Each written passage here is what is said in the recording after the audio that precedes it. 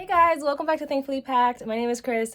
I have not been to the big box shops in at least a month, maybe more, and I really just need some plant dopamine. Some different plants, not mine. So let's go to the big box shops and see what I can find. Starting off at Lowe's, the first thing I see is this urban jungle table. They always have these little guys out. I think they're about 15 bucks each. And honestly, it's nice to see plants again. Like I haven't been browsing in such a long time. This Sansevieria looked suspiciously perfect, almost fake. And of course, I see a fern. I'm immediately skipping over that one though, because me and ferns are just like a hard no at this point in my life. This alocasia is really nice. I have this one at home. It's super easy. I forget if it's the Amazonica or the Poly or something. One of those two, but it's super easy to care for. I honestly just kind of set it and forget it. Then they have more of the usual suspects, some more calathea, and of course a little peperomia as well. Again, just nice to be amongst the plants and see what's new, especially in the middle of winter. I just feel like I needed this greenery, you know what I mean? Oh, and then this massive wall piece from Live Trends, I believe. It's driftwood inside of this big metal ring with like little bits of moss tucked in. It was super cool, but also incredibly heavy. Like, it's huge. And honestly, it looks like something that needs to be filled in with resin. Definitely leaning more towards art. I guess you could put your own plants in there if you can figure it out. Then they had this wooden bowl thing. I don't know. I just hate when things are glued down like this. The Haworthias were cute, so was the moss, but when everything is glued down, I feel like it really limits you. And I don't know, something about it just bothers me. It's like right up there with spray painting the cactus and gluing on those fake little flowers on top. It's just like, I don't know why. My kids thought this was a marshmallow, so I just had to pick him up and see what he actually was. What do you guys think this is? Either way, he is very cute. All right, time to look at some bigger plants. And this is where things get more interesting, at least for me, because again, I haven't been here in a while. But they had these golden pothos or pothos, however you want to say it, already growing up a moss pole. And the leaves are already sizing up. I don't know if this is new or, yeah, like I said, if I've just been gone too long, but I thought this was really cool. And honestly, for $25 with the pole already in there, not bad. I mean, yes, the golden pothos is a pretty basic plant, but I don't know, I really love that. There were also some really big floor plants right next to it. So there's more of the alocasia, there was calatheas, there was a ruby ficus as well, snake plants, all in these massive chunky pots that I'm calling them floor plants because I don't know, I don't have shelves where I could put something like this. They would have to go on the floor.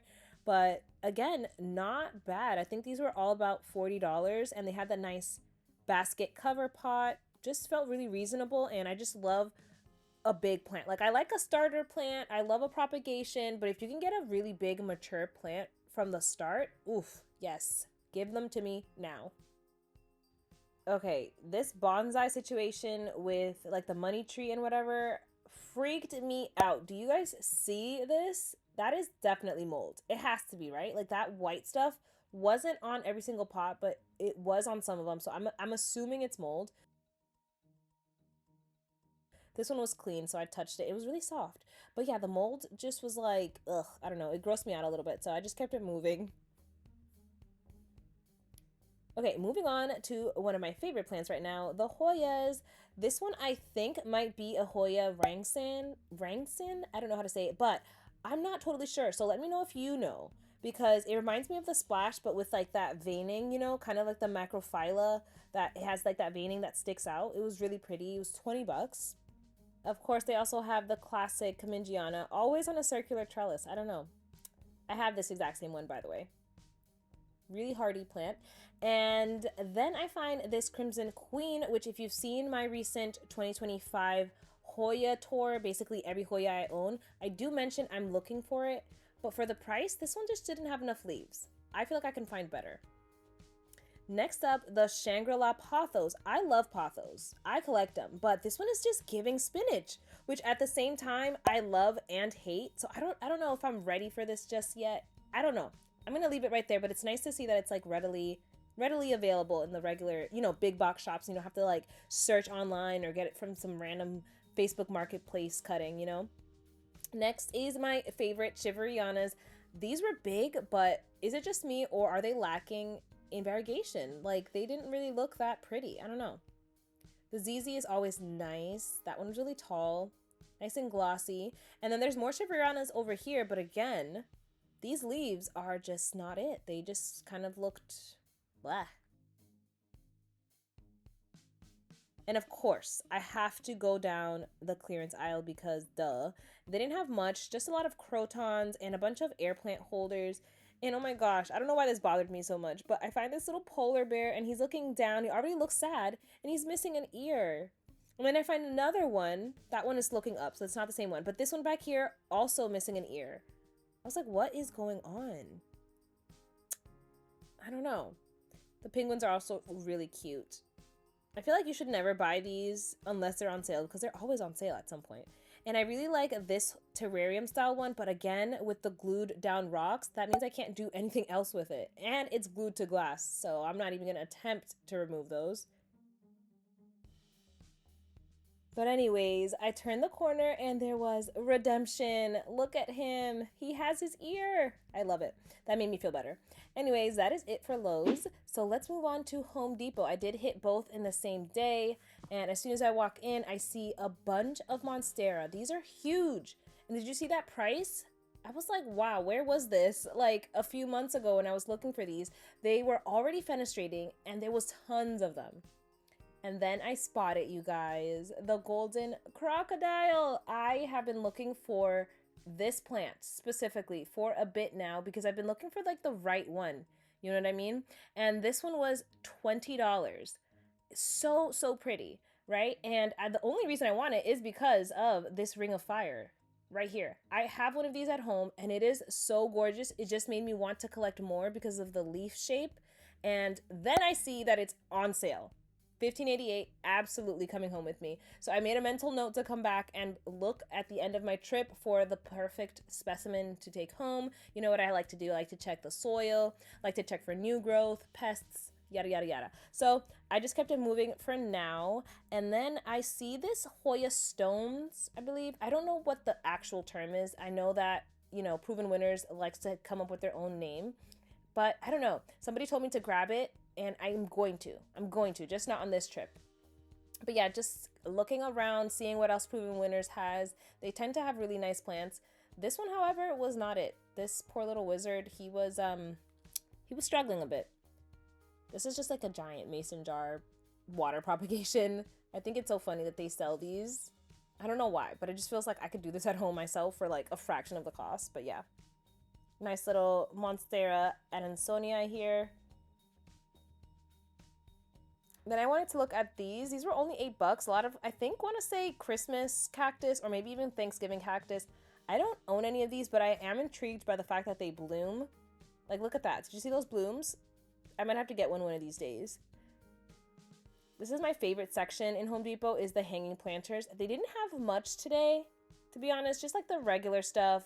Brazils, Scindapsus or satin pothos. They had the neon. They had some golden as well, just like regular stuff. Nothing too crazy, but it's nice to see a nice full plant. Some bushy syngoniums there at the bottom and some marantas, really nice if you can keep them alive.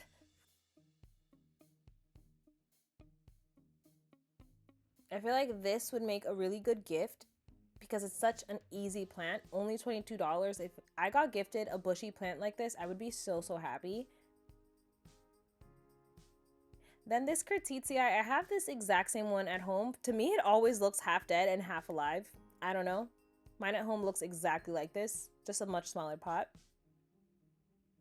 Oh, and this Black Pagoda lipstick plant, I don't know a ton about this, but I really like the marbling on each leaf. It's like one of those plants that's just really nice to look at. I need to do a little bit more research. Sometimes I just jump in and grab a plant, but I think I want to look that one up. Also, this Black Velvet Syngonium, I love that stripe down the middle, but is this normal for it to have this many marks on it? I wasn't sure if this was pest related or just because the leaves are super sensitive, so I decided not to risk it. Oh, and here we go. So this is a nice full Crimson Queen. Like I said, I knew I could find one which had a lot more leaves for the price, but look at all this black stuff. Like, what is that? I couldn't tell if it was fungus or like overwatering damage or what. So either way, it was just like a lot, and it was on a lot of the leaves, and I didn't feel like gambling because I didn't know if it was like systemic. Like sometimes you can just chop off a leaf and you know, can get rid of that blemish. But if it's in the plant, it's just going to keep popping up. And then the same thing with this one. Same exact thing. I was excited for about 2 seconds before I saw the same black stuff on the leaves. And again, I just couldn't tell what it was, so I left it. So I guess the hunt continues for the Crimson Queen. But this is, again, another good example. Look how full and pretty each of these leaves are on this Chiveriana. Such a gorgeous, gorgeous ficus. If you love the variegation like I do, I need to get some more of these. And these were only about $16, $17. Not bad at all. And in the terracotta pot, so really cute.